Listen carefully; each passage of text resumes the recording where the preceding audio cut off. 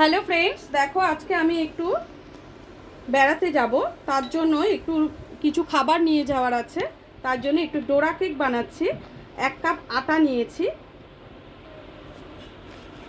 আর তার সঙ্গে 1 কাপ ময়দা নেব। তোমরা যদি মনে করো যে শুধু আটা দিয়ে করবে তাও করতে পারো, যদি মনে করো শুধু ময়দা দিয়ে করবে সেটাও করতে পারো। এটাকে আমি ভালো করে মিক্সড করে নেব। এতে আমি খানিকটা খাবার সোডা, যেটাকে বলে বেকিং সোডা, এই যে এটা একটু মিশিয়ে দিলাম। আর দিয়ে দেবো একটু মধু।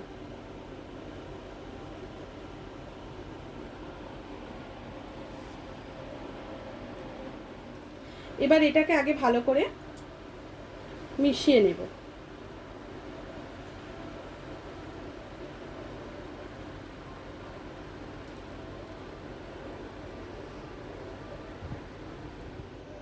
এই চিনিটা মিশিয়ে দিলাম।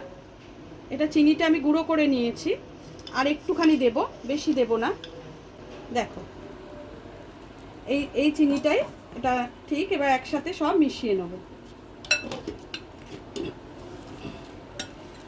এবার এর মধ্যে দিয়ে দেবো 1 চামচ ভ্যানিলা এসেন্স।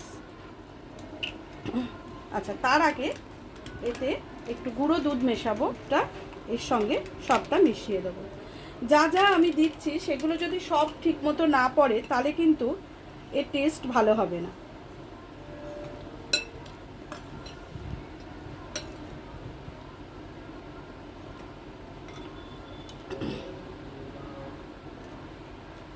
এক চামচ ভ্যানিলা এসেন্স অ্যাড করে দিলাম। এবার এটাকে অল্প অল্প করে, এতে আমার 125 গ্রাম দুধ রয়েছে। এই দুধটাকে, এটা লো ফ্যাট দুধ, দেখো এইটা আমি একটু একটু করে দিয়ে মেশাতে থাকবো। ব্যাটারটা কিন্তু একটু গাঢ় ব্যাটার হবে, যেরকম কেকের ব্যাটার হয় ঠিক সেই রকমই হবে। এটা আমি পুরোটাই ঢেলে দিলাম। তারপর যদি লাগে আমি আবারও দিয়ে দেবো, কেন এটা আমার অনেকটাই লাগবে।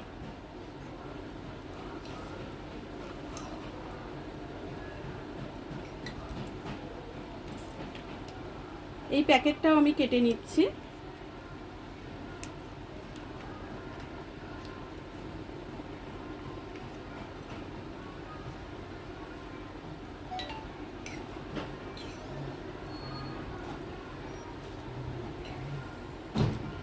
এই দুধটাও আমি ঢেলে দিলাম।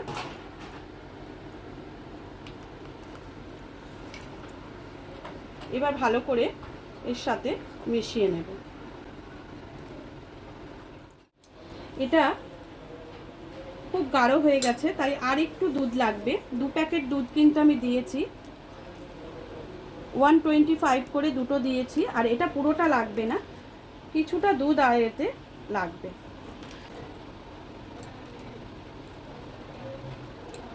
এটা যদি পারো এরকম একদিকে ঘোরাবে, দুদিকে কিন্তু ঘোরাবে না, এলোমেলো করে ঘোরাবে না। এটাকে যতটা পারবে একই দিকে ঘোরাবার চেষ্টা করবে।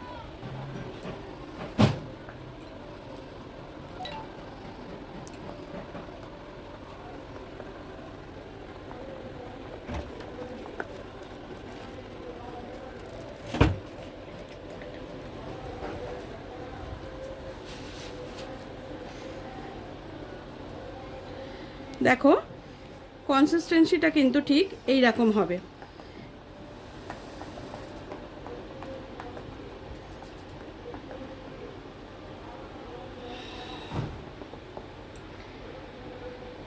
তাহলে তোমরা দেখলে তো, দুধ কিন্তু 2টো প্যাকেট লেগেছে আর এটা থেকে কিছুটা লেগেছে, সবটা কিন্তু লাগেনি। এটা আমার কাছে কিন্তু দুধটা রয়ে গেছে। এবার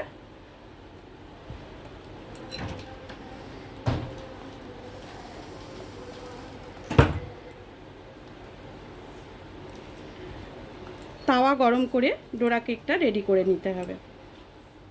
এবারে দেখো দেখো এবার ব্যাটারটা এই হাতাটার মাপে আমি দিচ্ছি, কারণ তাহলে না মানে এইগুলো সবগুলো একই সাইজের হবে। ওই জন্য এই একটা হাতা ইউজ করেছি, যেটাতে মাপটা ঠিক থাকবে। দেখো 1 হাতা দিয়ে দিয়েছি, একটু চাপা দিয়ে দিলাম। এবার আস্তে আস্তে এটাকে উল্টে দেব। দেখো রেডি হয়ে গেল একটা প্যানকেক, এই ডোরা কেক।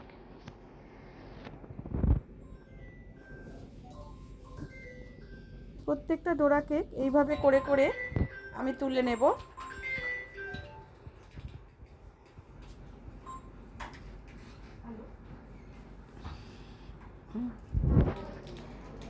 আর একটু হালকা ভাজলেও ভাজতে পারো।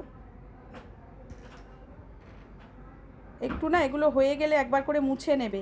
আমি কিন্তু একটু করে মুছে নিচ্ছি, মুছে নিয়ে আবার পরেরটা দিচ্ছি, বুঝলে তো? একটু তাওয়ার একটা যেই হয়ে যাবে না, একটু ন্যাকড়া দিয়ে মুছে দেবে, কোনো টাওয়েল দিয়ে বা যেটা তোমরা রান্নাঘরে ইউজ করো যে কাপড়টা, সেটা দিয়ে একটু মুছে দেবে। তাহলে কিন্তু জিনিসটা একটু পরিষ্কার থাকবে। অনেক সময় হয় না, একটু ব্যাটার লেগে থাকলে ওটা আটকে যাবে, কারণ এতে তো তেল ফেল পড়বে না। এবার আস্তে আস্তে এটাকে উল্টে দিতে হবে। দেখো খুব সুন্দরভাবে তৈরি হয়ে যাচ্ছে আমার ডোরা কেক।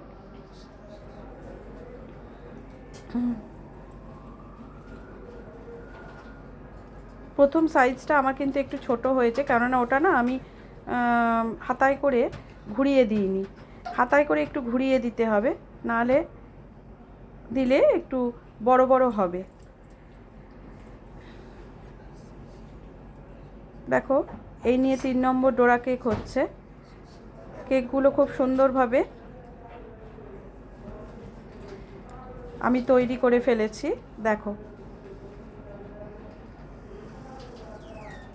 চকলেট দিয়ে এগুলোকে যদি এর উপরে ভেতরে যদি চকলেট স্প্রেড করে দাও, তাহলে কিন্তু বাচ্চারা খুব সুন্দরভাবে এগুলোকে খাবে। দেখো আমার সবকটা ডোরা কেক তৈরি হয়ে গেছে। এবার এই ডোরা কেকের মধ্যে তোমরা কিন্তু অবশ্যই চকলেট স্প্রেড করে বাচ্চাদের দিতে পারো। আমি তোমাদের একটুখানি দেখিয়ে দিচ্ছি।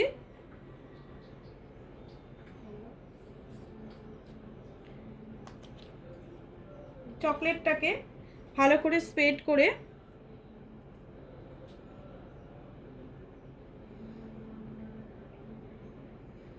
আমি হার্শিস দিয়েছি।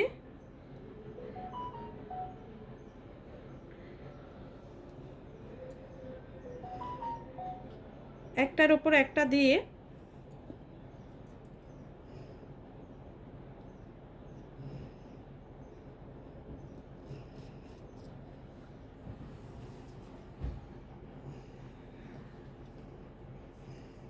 এইভাবে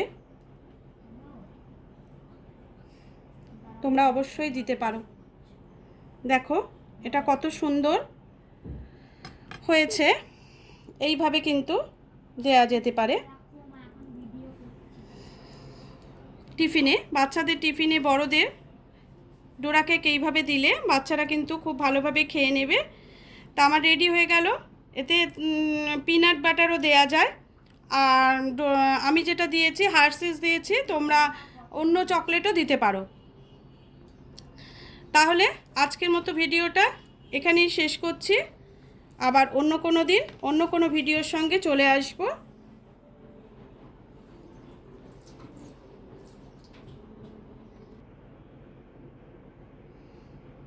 আজকের মতো ভিডিওটা এখানেই শেষ করছি। দেখো চকলেট স্প্রেড করে আমি তোমাদের দেখিয়ে দিয়েছি, আর এগুলো কতটা সফট হয়েছে সেটাও তোমরা দেখো। এই দেখো কতটা সফট হয়েছে। এটা কিন্তু খেতে খুব মজার। বাচ্চাদের টিফিনে বা বড়দের অফিসে সব কিছুতেই তুমি এটা ব্যবহার করতে পারবে। টাটা।